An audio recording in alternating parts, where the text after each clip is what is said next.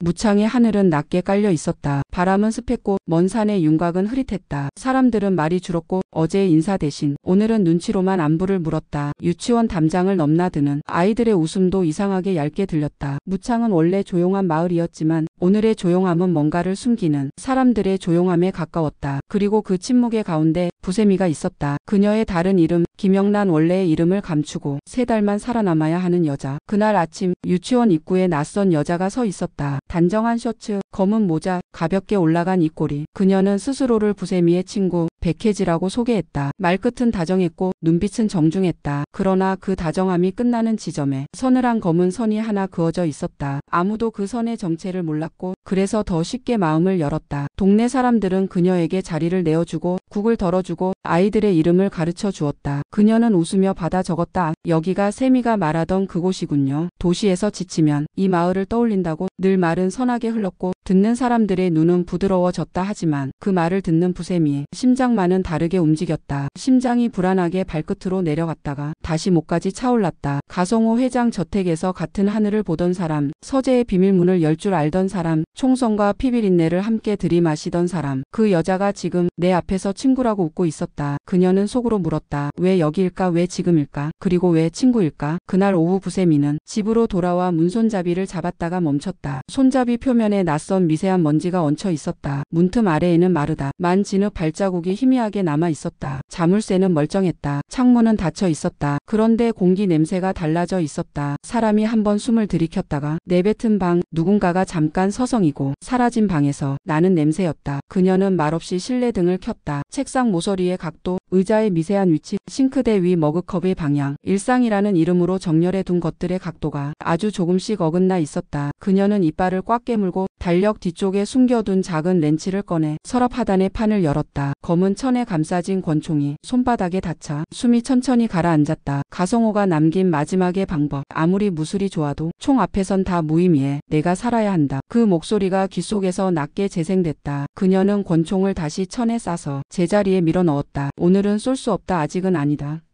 밤이 되자 이미선 원장이 전화를 걸어왔다. 목소리는 낮게 깔려 있었고 호흡은 진행 중인 생각처럼 분절되어 있었다. 세미씨, 오늘 낮에 그 여자가 왔지. 사람들하고 금방 친해지더라. 웃는 게 아주 매끈했어. 그런데 이상한 게 있어. 저 사람 너를 잘 알아? 부세미는 대답 대신 창문으로 걸어가 바깥을 보았다. 가로등에 노란 원 아래개 한 마리가 가만히 앉아 있었다. 일요일마다 마당을 빌려주던 그 집의 개였다. 개는 오늘 유난히 조용했다. 원장님, 저 여자 회장님 댁에서 함께 살았어요. 서재의 비밀문을 제가 알려준 적은 없어요. 그런데 그 문을 열 줄 알았어요. 그날 총성이 났을 때 그녀가 거기 있었어요. 한 문장 한 문장 뜨거워진 공기가 입안에서 식어 나왔다. 이미선은 잠시 말이 없었다. 그 침묵 끝에서 단호해진 목소리가 나왔다. 그럼 우리가 먼저 움직이자. 내가 당하면 이 마을도 조용히 당한다. 난 그게 싫어. 새벽에 가까운 시간 서울에서 소식이 내려왔다. 이돈 변호사가 경찰에 연행됐다. 혐의는 상속 관련 불법 계약, 영상 조작, 증거인멸. 가선영은 카메라 앞에서 정확히 발음했다. 김영란, 그 여자를 숨긴 건 이돈이에요. 그녀의 눈동자는 흔들리지 않았고 목소리는 연극 무대처럼 또렷했다.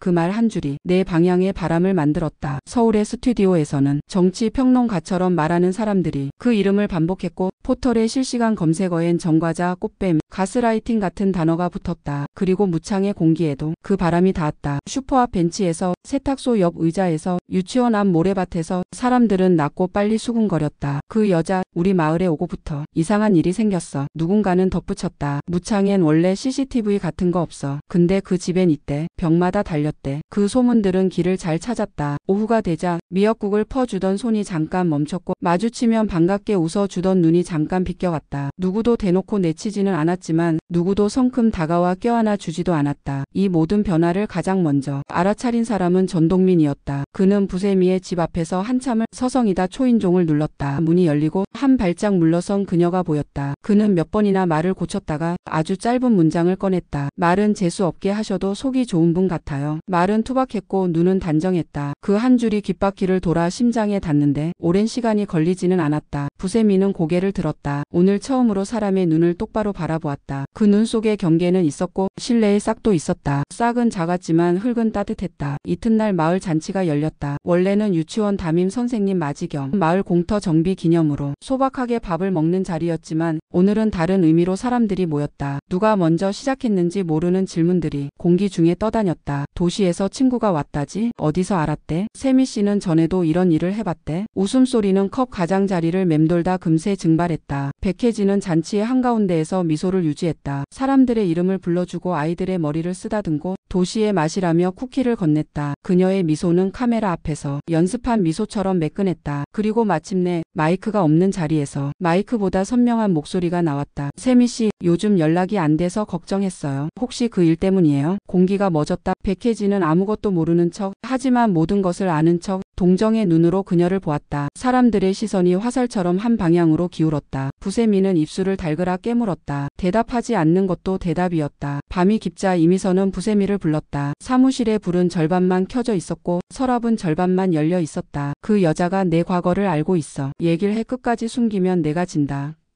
부세미는 숨을 길게 들이켰다. 입술 끝이 아주 조금 떨렸다. 회장님이 돌아가시던 날 서재 문이 열렸어요. 문은 저도 열 줄 몰랐어요. 그런데 그녀가 열었죠. 총성이 났고 카메라에 빨간 불이 들어왔다가 꺼졌어요. 저는 그 빨간 불빛을 지금도 꿈에서 봐요. 이미선은 고개를 끄덕였다. 그럼 우리가 먼저 진실을 찾아야 해. 그녀가 들고 온 건 친구라는 가면이야. 가면은 누군가가 벗겨줘야 벗겨진다. 원장은 말이 단호할수록 손길을 부드럽게 했다. 탁자 위에 펜을 가지런히 모으고 컵받침을 정확한 위치에 놓고 유치원의 내일 일과표를 손끝으로 한 번 더 눌러붙였다. 정리하는 손길은 결심을 닮았다. 그날 새벽 휴대폰이 진동했다. 발신자 없음. 화면에는 한 줄의 문장이 떠 있었다. 그날의 영상 아직 내 손에 있어. 부세미의 등줄기를 차가운 것이 후고 지나갔다. 기계가 만든 빛이지만 빛은 진짜였다. 그녀는 휴대폰을 책상 위에 엎어놓고 자세를 바로 세웠다. 무릎이 저릿했고 어깨가 무거웠다. 그러나 허리가 서면 마음도 선다. 그녀는 얇은 종이에 짧게 적었다. 원장님, 오늘 밤 2시 여관 203호. 종이는 접어서 주머니 깊숙이 넣었다. 무창 외곽의 오래된 여관 간판은 매번 같은 자리에서 깜빡였다. 네온은 지쳤고 벽지는 습기를 먹었다. 복도는 길고 카펫은 발자국의 역사를 품고 있었다. 203호 앞에서 발소리가 멈췄다. 손잡이를 잡은 건 부세미였지만 먼저 문을 연 건 안쪽이었다. 백혜지가 서 있었다. 이번엔 모자를 벗고 있었다. 이마가 드러나자 눈빛이 더 또렷해 보였다. 그녀는 아무렇지 않게 말했다. 찾아올 줄 알았어요, 사모님. 그리고 원장님. 테이블 위에는 주황색 램프 하나가 켜져 있었고 그 빛 아래 USB 하나가 놓여 있었다. 그녀는 손을 들어 그것을 살짝 굴렸다. 금속이 빛을 반사했다. 도시 사람들은 이런 걸 증거라고 부르죠. 마을 사람들은 이런 걸 화근이라고 부르고요. 사모님은 어떤 이름이 좋으세요? 부세미는 무표정으로 그녀를 보았다. 이미선은 한 걸음 앞으로 나섰다. 그 USB 어디서 났죠? 백혜진은 눈을 가늘게 뜨고 웃었다. 서재의 비밀문 당신들도 알잖아요. 회장님이 남긴 것들은 늘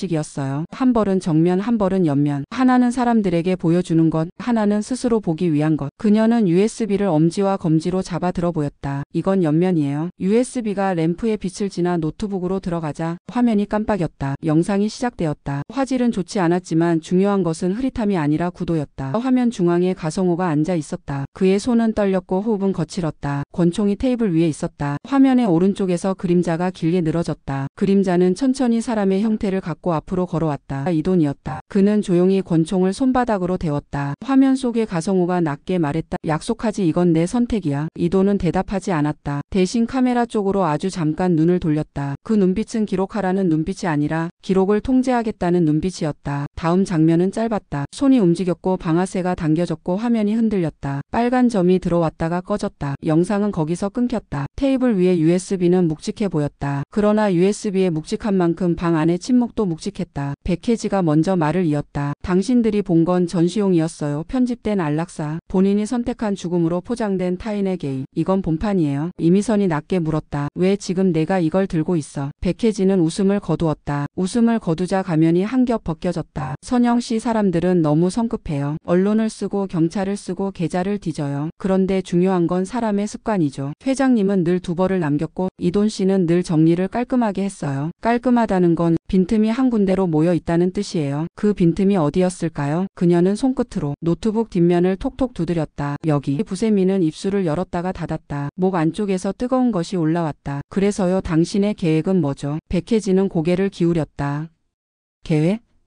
글쎄요, 선택지라고 할까요? 당신은 이 영상을 들고 이 돈을 버리고 선영에게 붙을 수도 있어요. 선영은 돈을 줄 거예요. 엄청나게. 혹은 당신은 이 영상을 불태우고 무창에서 그대로 살아도 돼요. 아이들은 당신을 좋아하잖아요. 원장님은 당신 편이고. 그런데 한 가지는 기억하세요. 진실은 늘 착한 얼굴을 하고 오거든요. 사람들은 그 얼굴을 믿고 거짓을 의심하죠. 그래서 진실은 늘 이겨요. 시간이 걸릴 뿐. 그녀는 USB를 테이블 위에 남겨두고 의자를 밀었다. 이건 보관하세요. 사모님이든 원장님이든. 나는 지금 친구니까. 문이 닫히고 램프의 빛만 방에 남았다. 이미선은 USB를 집어들었다. 손안의 금속은 차갑고 무거웠다. 무거움에는 책임의 무게가 섞여 있었다. 세미씨, 이건 당신만의 문제가 아니야. 이 마을도, 내가 돌아갈 세상도 다 연결되어 있어. 부세미는 고개를 끄덕였다. 네, 저도 알아요. 그래서 도망치지 않으려고요. 그녀의 목소리는 단단했다. 단단한 목소리는 오래 남는다. 둘은 여관을 나왔다. 새벽 공기는 차갑고 공기는 깨끗했지만 마음은 더 무거워졌다. 바람이 골목을 휙 지나갔다. 종이 한 장이 발끝에 걸렸다. 진실은 늘 착한 얼굴을 하고 온다. 손글씨였다. 백혜지의 글씨체일까? 누군가의 모방일까? 아니면 우연일까? 그 문장은 오늘을 정리하는 결론처럼 보였다. 그러나 결론은 다음 장면을 부른다. 아침이 오자 마을은 다시 평온을 연기했다. 시장의 야채는 싱싱했고 우체국의 종소리는 정확했다. 하지만 평온을 연기하는 사람들의 목소리는 현실보다 반톤 높다. 아이들은 체육 시간에 줄넘기를 했고 부세미는 줄을 잡아주었다. 그녀의 손은 흔들림 없이 리듬을 만들었다. 그 리듬 위로 전동민의 목소리가 얹혔다. 어제 잔치에서 미안했어요. 사람들이 말이 많아서. 그런데 저는 믿어요. 사람은 말을 만들 수 있어도 눈빛은 못 만들어요. 그는 쑥스러워하며 웃었다. 저는 딸기 키우는 사람이니까 햇빛이 진짜인지 가짜인지 좀 알거든요. 그 말은 촌스럽고 아름다웠다. 촌스럽다는 건 도시가 잊은 단어들이 아직 살아있다는 뜻이었다. 아름답다는 건 그것들이 지금도 유효하다는 뜻이었다. 그 사이 서울에서는 또 다른 속보가 떴다. 이돈의 사무실에서 컴퓨터 하드가 추가로 압수되었다는 뉴스. 기자들은 결정적 단서라는 말을 몇 번이고 반복했다. 가선영은 흰색 블라우스를 입고 카메라 앞에 다시 섰다. 김영란, 그녀가 어디에 숨었는지 이돈이 압니다. 묻겠습니다. 김영란은 어디에 숨었어? 질문은 추궁이었고 추궁은 명령이었고 명령은 퍼포먼스였다. 그리고 퍼포먼스는 종종 진실을 가린다. 그러나 퍼포먼스가 진실을 영원히 가리지는 못한다. 관객은 결국 눈을 의심하기 시작한다. 왜 지금? 왜 저렇게? 왜 저 표정으로? 사람들은 질문을 배우고 있었다. 무창의 오후는 다시 늦어졌다. 유치원 수업이 끝나고 아이들이 하나둘 부모의 품으로 돌아갔다. 해가 기울고 교실 바닥의 그림자가 길어지자 부세미는 분필로 내일의 날짜를 썼다. 분필 가루가 손끝에 묻었다. 문득 손톱 아래 묻은 흙이 보였다. 이 마을에 온 뒤로 생긴 흙. 도시의 손톱은 유리처럼 투명했지만 마을의 손톱은 땅처럼 무르고 살아 있었다. 그녀는 그 사실이 조금 좋았다. 동시에 그 흙이 누군가에게는 표적을 그리는 붉은 펜처럼 보일 수도 있다는 사실이 조금 두려웠다. 그날 밤 부세미는 원장과 함께 유치원의 오래된 서류 캐비닛을 뒤졌다. 유치원 부지 문제와 관련한 문서들이 차례대로 나왔다. 오래된 계약서 메모 회의로 그 중간에 무창 재개발 협의체라는 이름의 인쇄물이 끼어 있었다. 거기에 익숙한 이름이 있었다. 양철수 가성그룹과 관련된 하청업체 임원. 몇 주 전 장례식장에서 부조를 건네며 카메라를 피하던 사람. 이미선이 낮게 말했다. 이 마을을 비워야 돈이 움직이는 사람들이 있어. 그 사람들과 선영이 연결되어 있으면 너는 표적이자 도구야. 표적은 쏘기 쉽고 도구는 버리기 쉬워. 그녀의 말은 모서리가 날카로웠지만 칼은 상대가 아니다. 칼은 경고다. 경고는 보호다. 새벽 직전 휴대폰이 다시 울렸다. 번호 없음. 마을회관 CCTV. 오늘 밤 11시 백혜지의 초대장처럼 보였다. 혹은 통보 혹은 협박. 부세미는 원장에게만 알리고 홀로 나가려다 전동민이 문 앞에서 기다리고 있는 걸 보고 멈췄다. 밤길은 위험해요. 말은 간단했고 발걸음은 자연스러웠다. 셋은 거리를 두고 걸었다. 마을회관은 어둡지 않았다. 어두운 건 마음이었다. CCTV실의 문은 닫혀 있었지만 잠기지는 않았다. 화면에는 낮의 장면이 반복되고 있었다. 백혜지는 의자에 앉아 화면을 하나씩 돌려 보여주었다. 여기가 좋은 이유는 진짜와 가짜가 함께 찍히기 때문이죠. 낮에는 축제, 밤에는 회의, 낮에는 웃음, 밤에는 거래. 그녀는 리모컨을 눌렀다. 화면 속에서 낮의 잔치가 빠르게 지나가고 밤의 회의가 무대처럼 등장했다. 양철수와 얼굴을 가린 두 남자가 봉투를 주고받았다. 봉투는 두께로 말한다. 누군가가 낮에 나눠준 쿠키보다 훨씬 무거워 보였다. 백혜지는 아무렇지 않게 말했다. 여기서 중요한 건 누가 돈을 받았느냐가 아니라 누가 돈의 길을 열어줬느냐예요. 길을 연 사람은 쉽게 사라지지 않거든요. 길은 사람을 기억해요. 그녀는 마지막 화면을 멈췄다. 빛의 그늘에 선 사람 얼굴은 반쯤 가려졌지만 옷소매의 단추가 보였다. 가성그룹 임원들 사이에서 유행하던 그 단추. 선영의 생일 파티 사진에서 몇 번 본 적 있는 그 단추. 부세미는 숨을 짧게 들이켰다. 보셨죠? 백혜지가 말했다. 그러니 사모님, 당신은 착한 척을 하지 말아요. 착한 척은 사람들을 안심시키지만 동시에 사람들을 무장해제시켜요. 당신이 착한 척을 하는 동안 누군가는 칼을 간단 말이에요. 그녀는 문 앞에서 돌아섰다. 그리고 기억하세요. 나는 아직 친구예요. 친구가 언제까지 친구인지 그건 당신에게 달렸고요. 발소리가 멀어졌다. 램프가 꺼졌다. 화면은 검게 식었다. 그날 이후 마을의 시간은 느리게 흘렀다. 느리게 흐르는 시간은 오래 남는다. 사람들은 여전히 인사를 했다. 인사의 길이는 짧아졌고 눈맞춤의 시간은 늘었다. 눈은 거짓말을 못하니까. 전동민은 비닐하우스의 스프링클러를 손으로 돌려보며 말했다. 물이 한쪽으로만 가면 딸기가 삐딱해져요. 물을 돌려줘야 해요. 세상도 비슷하겠죠. 농부의 비유는 때때로 가장 정확한 법이다. 물을 돌리는 일. 그게 지금 우리가 할 일인지도 모른다. 저녁 때 부세미는 교실 칠판에 조그맣게 적었다. 진실은 늘 착한 얼굴을 하고 온다. 그리고 그 아래 아주 작게 덧붙였다. 그래서 더 위험하다. 그녀는 분필을 내려놓고 잠깐 웃었다. 위험하다는 사실을 아는 사람은 준비할 수 있다. 준비한 사람은 오래 버틴다. 오래 버티는 사람은 결국 살아남는다. 그녀는 살아남아야 했다. 그래야 복수도 정의도 아이들의 내일도 가능해진다. 새벽 창문을 타고 들어온 바람이 커튼을 살짝 들어 올렸다. 바람에 손끝이 책장 위 봉투를 스쳤다. 봉투 안에는 USB가 있었다. 옆면에 기록, 본판의 조각. 그녀는 봉투를 다시 책장 안쪽으로 밀어 넣었다. 그 순간 초인종 소리가 울렸다. 새벽 4시. 이 시간의 초인종은 보통의 초인종이 아니다. 그녀는 숨을 고르고 문으로 걸어갔다. 문틈으로 보인 것은 어젯밤의 개가 아니라 경찰차의